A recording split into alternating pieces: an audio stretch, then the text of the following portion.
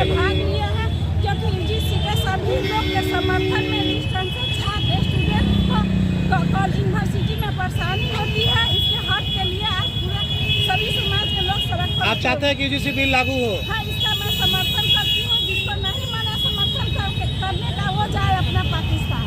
चलिए, मेरा नाम रेणु सैनी, प्रदेश महासचिव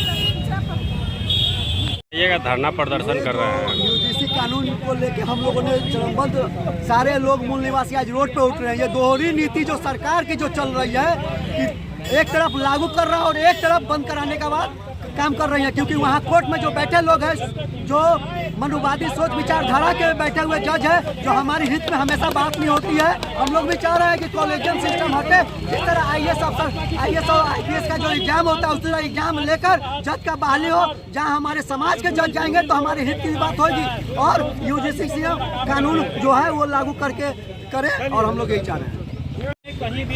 आज जो हम लोगों का ये जुलूस है, और ये जुलूस जो है कि समाहरणालय में आकर के धरना में तब्दील हो रहा है, और यहाँ के मनुवादी सरकार को हम लोग चेता देना चाहते हैं कि वो सुधर जाए और हम लोग का यूजीसी विधेयक 2026 को लागू किया जाए। जो समता संवर्धन का जो कानून लाया गया है यूजीसी के द्वारा, उसको पूरे देश में लागू किया जाए, क्योंकि हमारे बच्चों का जो है कि शोषण उत्पीड़न होता है। बच्चों आप लोग कुछ दिन पहले मुजफ्फरपुर यूनिवर्सिटी में आप देखे होंगे कि सूबेलाल पासवान जो रजिस्ट्रार थे, उनके साथ जात के आधार पर प्रताड़ना किया गया, और उतना ही नहीं, ये मनुवादी बीसी के द्वारा उनको हटा भी दिया गया।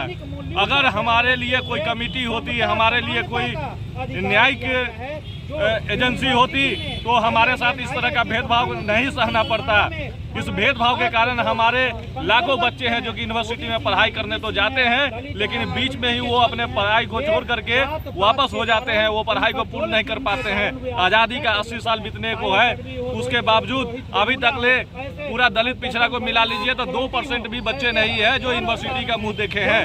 तो ये कहीं न कहीं मनुवादियों को मंशा को दर्शाता है। ये जो सुप्रीम कोर्ट में जो जज बैठे हुए हैं, वो कितना जातीय मानसिकता से ग्रसित है, सो इस बात को समझिए। मनुवादी लोग 2 दिन आंदोलन किए सड़क पे, और देश के कुछ ही हिस्सों में किए, और सुप्रीम कोर्ट का जो जातिवादी जज है वो रोक लगाने का काम किया। आज महीनों से पूरे देश में आंदोलन चल रहा है इसको लागू करने के लिए, लेकिन उस जज को समझ में नहीं आ रहा है कि इस विधेयक को जो है कि लागू कराया जाए।